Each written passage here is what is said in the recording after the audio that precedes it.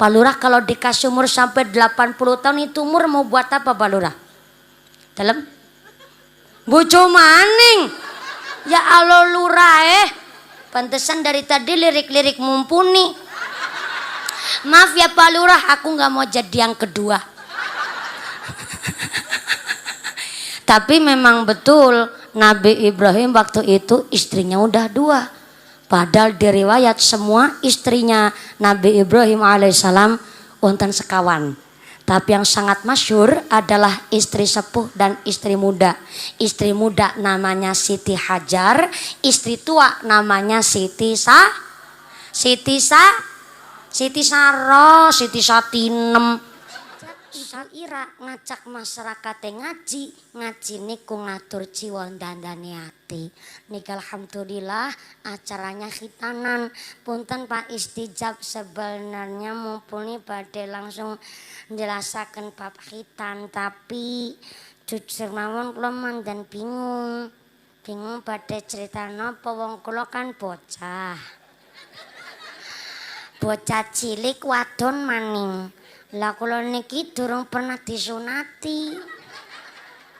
Orang ngerti wong sunat kados napa sing disunati durung kelakon ngerti. Lah niki kepripun nggih, Pak? Pak DPR ngendika ya terserah. Sale undangane ditampa. Bisane undangane Pak Istijab kula tampi Pak Dewan karena demi napa Bu? Demi napa? Sembarangan banget ya gini. Demi amplop. Emangnya gue wanita apaan? Ngarep dewek. Seru. Salah. Bukan demi amplop tapi demi panjenengan sedaya. Wah. Saking cintane kula kali piyayi kali kajar pada durung tau khitan ayo belajar bareng-bareng. Demi duit ngenyek. Mudah-mudahan sampai pun acara tidak ada halangan suatu apa. Amin Allahumma. Amin Allahumma. Yang namanya khitan atau sunatan utawi ngislami, kalau di tempat saya namanya sepitan. Cara mereka apa? Sami sene madan-madani. Sepitan, tapi kalau orang Inggris menyebutnya circumcision.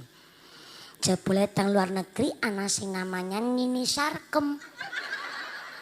Tapi beda tulisan. Tulisannya tulisan Latin, carcucium, cacution.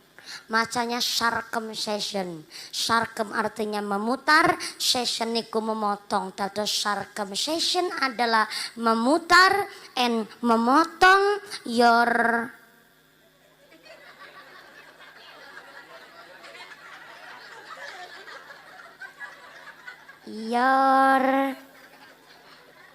yoran your manuk. Maka dawuhipun Kanjeng Nabi khamsun minal fitrati. Sunnah kebersihanipun Kanjeng Nabi ada 5 macam. Yang pertama berkhitan atau memotong kulit kulup. Yang kedua namanya istihdad. Napa? Istihdad adalah maaf ngapunten memotong bulu kemaluan. Yang ketiga memotong kuku. Yang keempat memotong bulu kumis. Dan yang kelima memotong bulu ketiak. Maaf ngapunten nun sewu. Islam sangat mencintai kebersihan, kesucian. Karena salah satu syaratnya sholat adalah badan tempat sholat harus bersih suci. Maka kulit kulup pelar jalar ingkang mengandung kotoran pun harus dibersihkan. Kita umat Islam dikasih waktu tenggang 40 hari. Ngantos lewih kang 40 dina. Kok maaf wulu-wulu nih kurung diketok. Ya Allah. Gembyang-gembyang. What is a gembyang-gembyang? Rungkud. si bapak. Ini kalau udah bahas begini pikirannya terus berkembang. Kalau game yang dipotong tok kan wis mandan pantes, tapi yang gerungkut kan kudu dibabat.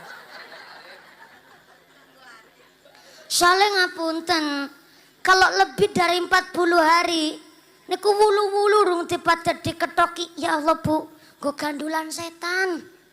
Jin, iblis suka banget kalau barang-barang sing kotor semrawut kayak gue. Maka sebelum 40 hari bulu-bulu seperti itu punten maaf harus dipotong, dibersihkan. Maka kulit kulupe lare jaler niku mengandung kotoran utawi najis. Maka kulit kulupe lare jaler niku kedah dipotong gen pucuke sekedik terus diplekeh apa ya? Diplekeh kayak black plum bae diplekeh. Supaya bersih dari najis dan kotoran. Supaya antuk yang lakoni sholat dados sah. Inilah tujuan orang berkhitan. Membersihkan najis dan kotoran untuk menyempurnakan ibadah. Supaya nggone nglakoni sholat dados sah menurut syariat. Nggih sah mungguhipun Gusti. Nun sewu bapak-bapak, Pak Dewan, Pak Lurah, Mbah Kiai, Bapak, saya mau tanya. Sengien Pak DPR, Pak Lurah kan pun disunati nggih Pak? Berarti udah pengalaman. Yang saya tanyakan Pak, manusia yang pertama kali melaksanakan khitan teng dunya niki niku sinten nggih Pak? Subhanallah luar biasa, Mbah Kiai dilawan. Riwayatnya begini. Waktu itu Nabi Ibrahim alaihissalam yuswane umurnya sudah mencapai 80 tahun. Pak Lurah kalau dikasih umur sampai 80 tahun itu umur mau buat apa Pak Lurah? Dalam? Bojo maning. Ya Allah Lurah pantesan dari tadi lirik-lirik mumpuni. Maaf ya Pak Lurah, aku gak mau jadi yang kedua. Tapi memang betul Nabi Ibrahim waktu itu istrinya udah 2. Padahal di riwayat semua istrinya Nabi Ibrahim alaihissalam wonten sekawan. Tapi yang sangat masyhur adalah istri sepuh dan istri muda. Istri muda namanya Siti Hajar, istri tua namanya Siti Saro, Siti Satinem. Satinem tangganing jenengan. Siti Saro garwa sepuh garwa enem asmane Siti Hajar. Tapi ini bapak-bapak jangan salah paham loh. Nabi Ibrahim istrinya waktu itu 2 karena ada sebab yang kuat, alasan yang mendasar, yaitu ketika Nabi Ibrahim berusia 37 tahun menikahi seorang perempuan dari suku Babilonia. Kalau suku Babilonia terkenal dengan maaf gede dhuwur loncir kuning, irunge bangir dengan bola mata yang indah. Lah Siti Saroh berasal dari suku Babilonia. Ketika Nabi Ibrahim menikah pertama dengan Siti Saroh, Nabi Ibrahim usianya 37 tahun. Tapi setelah Siti Saroh dinikahi oleh Nabi Ibrahim, lama ditunggu sampai tahunan, Siti Saroh belum bisa hamil. Akhirnya tangga tapar udah pada gosipin. Ini yang gak hamil Siti Saroh, apa sih orang bisa menghamili adalah Nabi Ibrahim. Akhirnya suatu ketika dengan dasar iman, Siti Saroh bilang kepada Nabi Ibrahim begini. Pak, katosipun Gusti Allah niku dereng ngersakaken kita punya anak saking rahim kula. Amangka Pak, kanthi dasar iman kali Gusti Allah, ikhlas kula sakjroning ati ngantos dugi zahir batin. Kula pasrahaken dumateng panjenengan. Monggo Pak, silahkan bojo maning. Temenan apa Bu? Engko dhisik cabor. Jere nyong miki kon bojo maning. Iya sih Pak, tapi kan ana syaratnya.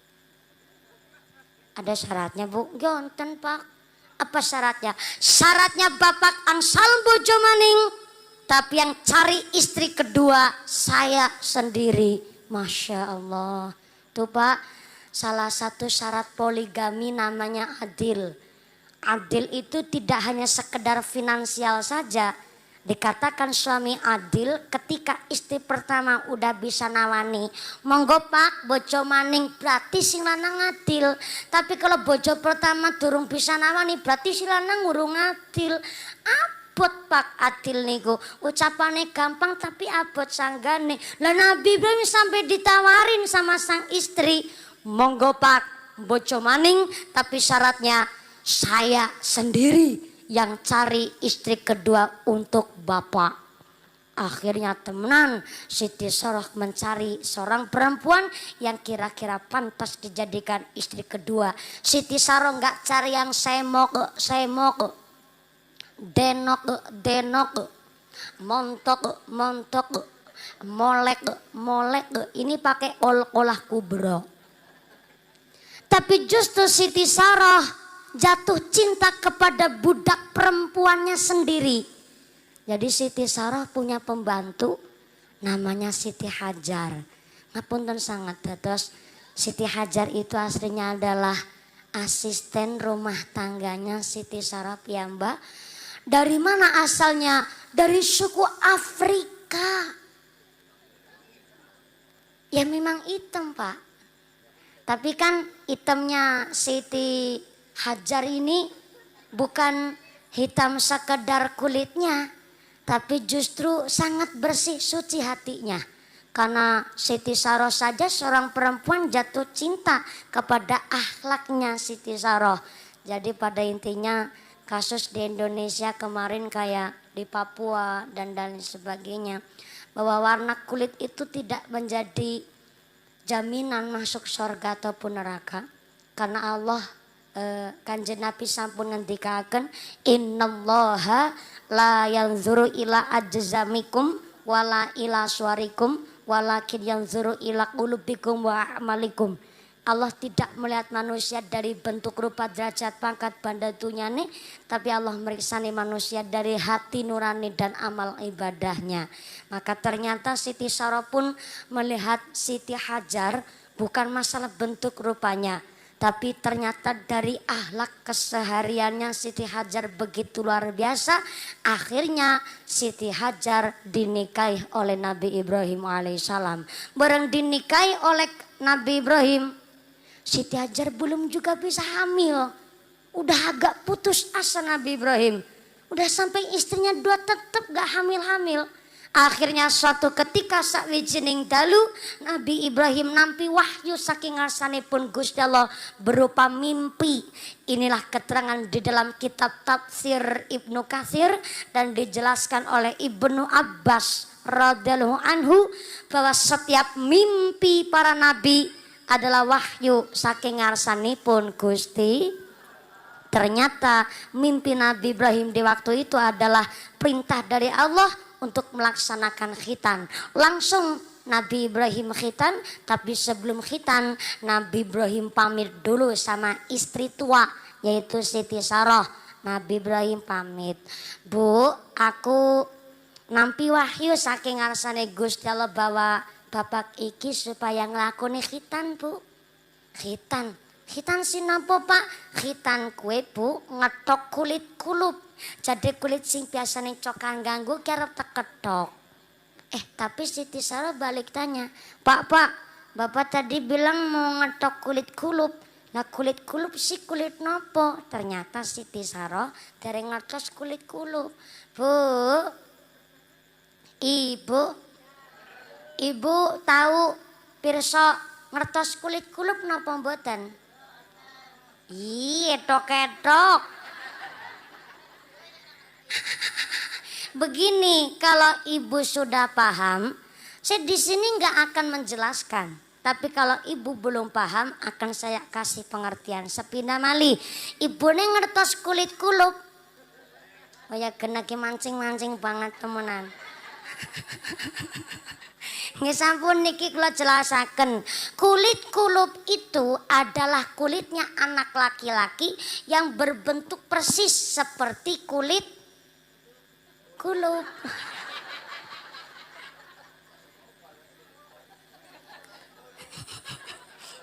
Bapake madane ketmu kalep kulup.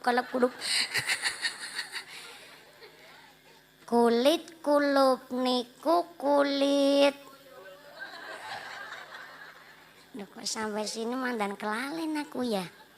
Begini, kalau ibu tetap belum paham, nanti sampai rumah tanya sama si bapak. Pak, kulit kulup kayak ngapa? Bapak jawab, ini suara nana. Takun singana baik, tapi kan Nabi Ibrahim bijaksana. Tetap menjelaskan dengan detail karena Nabi Ibrahim juga khawatir Mbok Siti Saroh sampai salah paham apa yang jadi maksud tujuannya Allah. Maka Nabi Ibrahim menjelaskan, Bu, kulit kulup itu adalah kulit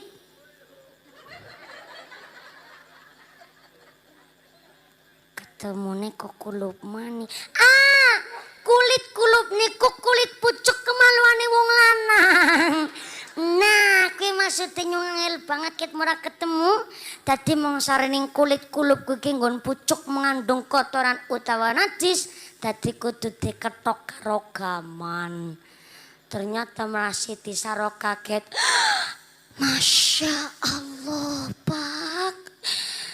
Nek kados niku kula mboten setuju. Lah dene ora setuju, Pak. Kono bareng siji-sijine. Langkah gantine, Pak. Akhirnya duwe anak malah diketok moh nyong. Ora setuju.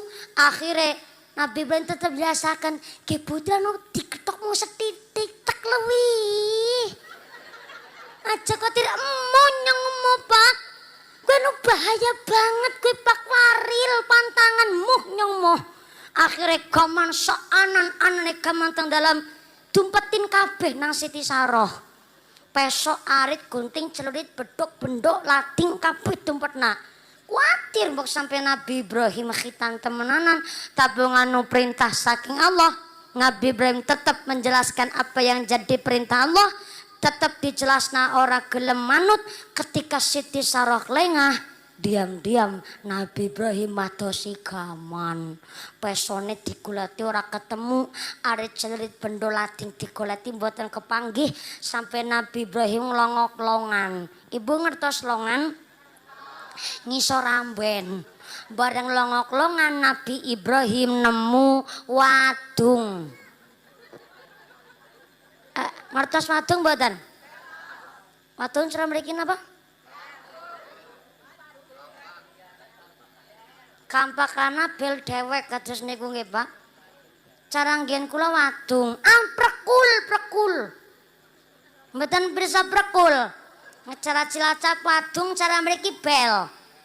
Ya wis manut bela-bele Pak tukang kayu sing kanggo mlathoki suluh. Bareng Nabi Ibrahim longok-longan, Nabi Ibrahim nemu bel. Jenengan ngendika wadung kula matur bel kan lengkap. Bareng bele dipun pundhut Nabi Ibrahim langsung tindak teng alas. Dugi tengah alas Nabi Ibrahim sumerep wonten watu gede. Bareng sumerep watu gede niku Nabi Ibrahim maaf ngapunten menek watu gede kedapel dugi nang ndure watu nun sewu sangat. Nabi Ibrahim mlorotaken celana terus lenggah metatang nang dhuwur watu. Bareng Nabi Ibrahim lenggah metatang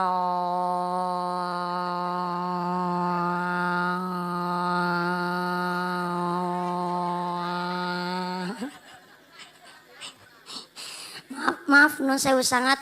Manucut cakrone Nabi Ibrahim dicimiteng piyambake terus dilandesna nang dhuwur watu maklawer. Jenengan guyu maksudnya napa?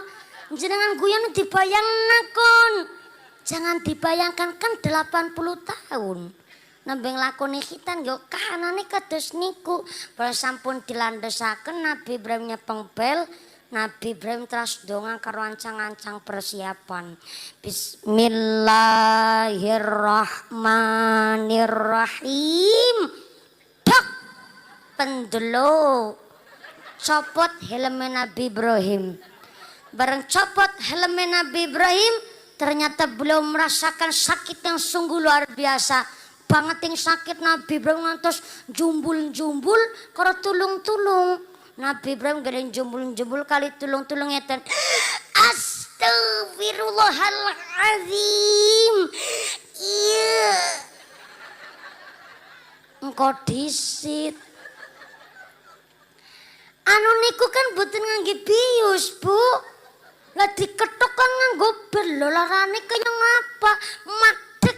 Iya. Allah. Gitu ning leret temen iya. Allah. Dia kan kurang jumbul-jumbul. Sing akhire Gusti Allah ngutus malaikat Jibril supados mandhap teng bumi ngobati Nabi Ibrahim alaihissalam. Bareng Nabi Ibrahim diobati malaikat Jibril, atas ridhonya Gusti Allah langsung mantun seketika. Bareng langsung mantun, Nabi Ibrahim langsung kondur teng dalem. Dugi dalem tengan dalu. Karena Nabi Ibrahim niku pun anyar bentuke, Nabi Ibrahim niku terus kepingin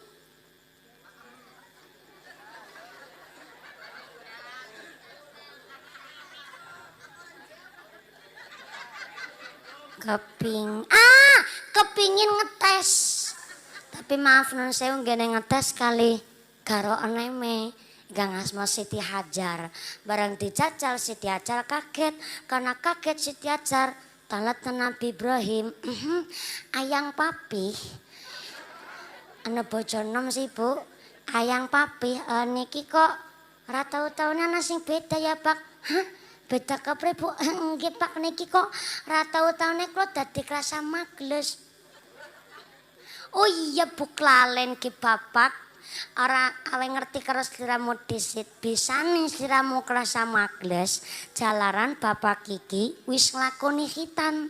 Dalam khitan Pak, iya Bu, khitan sinopo Pak? Khitan kue Bu ngetok kulit kulup, dadi kulit sing biasane cokang ganggu tak ketok mulane sliramu dadi krasa magles sih gue.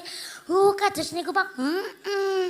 Temenan isuk-isuke Siti Hajar njur woro-woro aweh pirsa karo kanca-kanca ibu-ibu yang lain. Siti Hajar ngene wara-wara begini. Bokep tekan dani anak penting.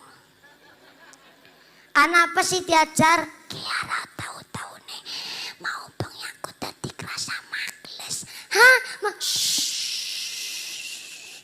Aja seru-seru ya mambengnya aku dadi krasa magles jalaran bojoku wis nglakoni hitan. Hitan iya. Hitan siapa Siti Hajar? Hitan kuwi. Lah kan anu rahasia Pak, mbok kasih krungu tanggane kan isin barang kaya kuwe. Mulane biar dikapada krasa magles ngana bojone dikakon pada hitan ya yo. Iya. Tekang dalam tiang istri niku ngengken garwane kon pada khitan, elah malah kabar berita menyebar luas. Akhirnya tiang kakung tak enom pada khitan kabeh. Gini ku tujuane khitan sebatas napa?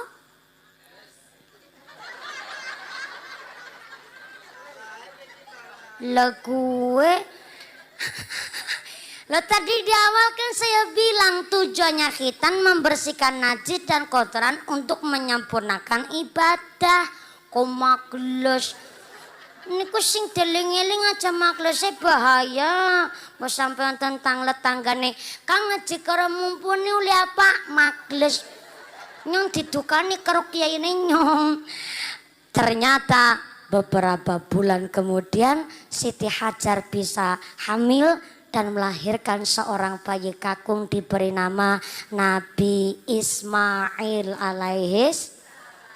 Dan ternyata antara berkhitan kali Siti Hajar hamil niku waktunya mboten dangu.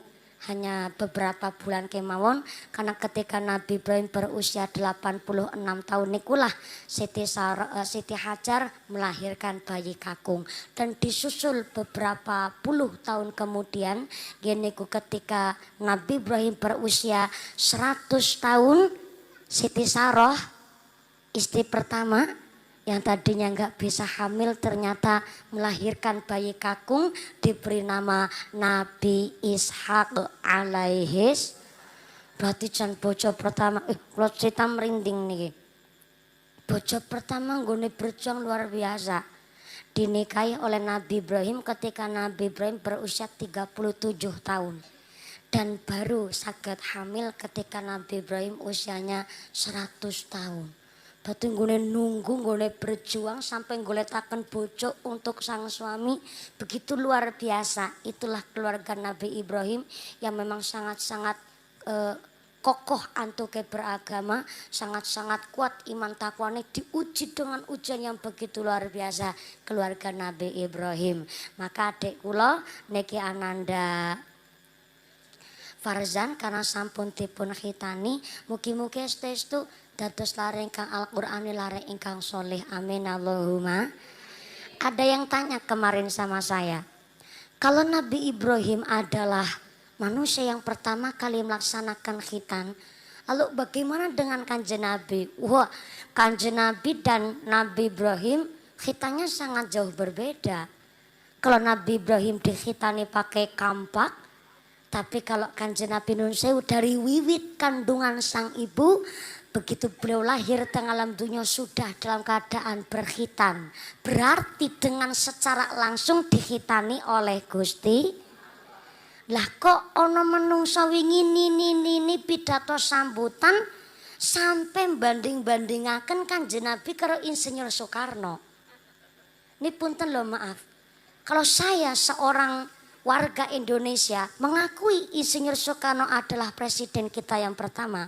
Tapi kalau Kanjeng Nabi sampai dibandingkan dengan manusia, lho kula mboten terima. Kanjeng Nabi manusia, saya juga manusia. Tapi kan Kanjeng Nabi kali kita manusianya beda. Niki nun sewu, lagi khitannya Nabi Ibrahim saja. Kali Kanjeng Nabi sangat jauh berbeda. Loh kita manusia sing berlumur dosa kok tegel-tegele sampai banding-bandingaken Kanjeng Nabi dengan Insinyur Soekarno. Akhirnya kemarin banyak orang salah paham.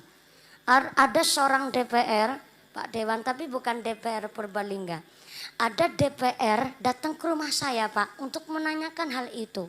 Mumpuni kemarin ada yang tega membandingkan Kanjeng Nabi dan Insinyur Soekarno. Ini saya DPR baru dilantik mumpuni. Saya mau tanya sama jenengan. Kalau DPR sama menteri, hebat menteri apa hebat DPR? Saya jawab, ya hebat DPR. Bisa nih, iyalah. Menteri orang bisa perintah karo DPR, justru DPR bisa perintah karo menteri. DPR lebih duwe kuasa. Wah, hebat gue guys. Maning-maning nyontakon mumpuni. Kalau DPR sama KPK, hebat KPK apa hebat DPR? Tak jawab, lah ya hebat DPR. Bisa nih, iyalah. DPR orang bisa milih wonge KPK. Kualik. DPR bisa milih wonge KPK, tapi KPK orang bisa milih wonge DPR. Wah, hebat gue bro. Maning yang takon mumpuni. Nek KPK karo DPR hebat, DPR siki yang takon. Kanjeng Nabi karo DPR hebat DPR apa hebat Kanjeng Nabi? Tak jawab. Ya hebat DPR. Lah bisa nih, iyalah. Kanjeng Nabi pemimpin umat manusia sak alam jagat raya wedi karo Gusti Allah, tapi anak DPR korupsi ora wedi karo Gusti Allah.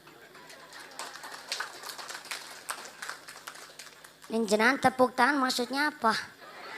Ngaji kayak kampanye. Tapi DPR Purbalingga nggak begitu, betul nggih Pak Dewan? Yang kita harapkan sih dijauhkan dari sifat zalim. Kemarin saya ngaji di agak lama di Banjarnegara. Saya lagi duduk sambil nunggu jemputan di alun-alun Banjarnegara. Kalau kali ngombe es cendol dawet. Ketika saya lagi ngombe dawet niku, ada dua orang bapak-bapak numpak motor banter banget mak sreset ngerim nang bakul dawet. langsung duduk di sebelah saya, nyombatin ki wong pinter temen gue milih. Entah kenal saya atau tidak, tapi orangnya tanya begini sama saya, Mbak udah dari tadi? Oh ya alhamdulillah dari tadi Pak. Lagi nginum cendol? Iya nih lagi ngombe dawet. Saya mau tanya Mbak, antara Banjarnegara sama Purbalingga, beringinya dungkare di situ. Saya tuh nggak ngeh loh Pak, nggak ngehnya. Emang Purbalenggana beringin sing dungkar. Saya bingung tuh. Saya kira sing dungkar kur Banjarnegara tok Ganuangin gede. Lah kayak malah urung dibuang wite. Saya pikir begitu. Lah maksudnya jenengan, iya maksudnya Bupati Purbalingga kalau Banjarnegara disetingnya dungkar. Morning. Banjarnegara ora dungkar wong siana wingi. Maaf punten Bapak Ibu, namanya jadi pemimpin itu ya harus nanggung resiko besar. Jadi lurah, jadi DPR, ada apa-apa pasti yang disalahin Pak Lurah. Jalannya bosok sing disalahna lurah. Ana wong melarat sing disalahna lurah. Ana rapat orang mangkat yang sing disalahna lurah. Sampai ana randa anyar sing disalahna lurah. Ya memang resiko begitulah jadi namanya pemimpin. Maka kita masyarakat boleh kritis tapi logis. Apa itu kritis logis? Anda boleh ngeritik tapi kritiklah dengan bahasa yang baik. Jangan hanya sekedar menjelek-jelekan, memojokkan tanpa kita tidak tahu kentang kimpule. Seperti contoh, anak jalan rusak takon karo lurae. Lurae, kita dalam desa, dalam kecamatan, dalam kabupaten, dalam provinsi, dalam nasional, dalam kabupaten, dalam protokol apa dalam bayi? Ditakokna. Berarti soalnya beda jalan, beda tugas wewenang, beda tanggung jawab. Betul Pak Lurah? Betul Pak DPR? Maka saya senang kalau di Purbalingga di mana-mana jalannya halus kabeh. Masih tekan puncri teng gunung kana Rembang be jalannya halus. Ori munggah maning kana Karareja munggah maning ngasih orang nana lamuk ngasihnya duwe lamuk nang kana, duwe dulur jenenge Sunggokong teng mriku. Ya dalamnya halus alhamdulillah, maka bersyukurlah kita dengan apa yang di Purbalingga terjadi. Kita masyarakat harus pintar-pintar memilah dan memilih. Maka kita diberikan lurah DPR kita ataupun para pemimpin-pemimpin kita, walaupun kita maaf di sini mungkin ada Nahdlatul Ulama, ada Muhammadiyah. Ayo sing guyub rukun. Jangan hanya gara-gara partai, beda organisasi, gontok-gontokan, mulai jadi sewang-sewangan, niku bahaya. Kemarin ada tetangga saya, suaminya milih Jokowi, istrinya milih Prabowo. Tapi alhamdulillah wingi bojone sing wadon meteng maning. Berarti barang anaknya lahir perpaduan antara Jokowi dan Prabowo. Nyatanya Pak Jokowi ya kerja, Pak Prabowo ya juga kerja untuk siapa? Bangsa Indonesia. Maka pada intinya, ini jam berapa ini Bu? Jam 9. Jam 9. Oh, jam 9 waktu Indonesia. Kali Kajar. Oh, jadi di Kali Kajar jamnya mundur. Berarti Kali Kajar pada pinter. Pintar gone ngapusi. Diterusaken apa mboten? Tambahin apa mboten? Saya khawatir Bu kalau ngajinya kemalaman, soalnya Kanjeng Nabi ndawaken sholat fardu yang paling berat itu sholat asar dan sholat subuh. Kalau ngajinya kemalaman saya khawatir gedang kluthuk godhonge sengkleh wong ngantuk lambene. Gedang kluduk dipangan uler wong ngantuk mangak karo. Makanya kalau saya pengajian itu nggak mau ke malaman, soalnya apa? Kadang-kadang supaya kawanan sing disalahna mumpuni. Apalagi kalau pengajian habis duhur, saya mau ngaji sampai rampung jam 5. Kenapa? Namanya ibu-ibu ikut ngaji, rampung ngaji, orang langsung balik ngumah Pak, kakean mampir. Betul nih namanya ibu-ibu kondur ngaji ketemu tanggane. Saripah, boleh ngaji apa? Iya Bu Ritem. Ngene Saripah mampir di setaring rumah. Dene kowe boleh ngaji sore temen. Ya nu kiai ini doyan ngomong. Ngene Saripah mampir rumahku disit. Aku nambah gawe kamar mandi tek 9 juta. Ngobrol kamar mandi 9 juta setengah jam dewek. Nang dalan ketemu karo Yusol.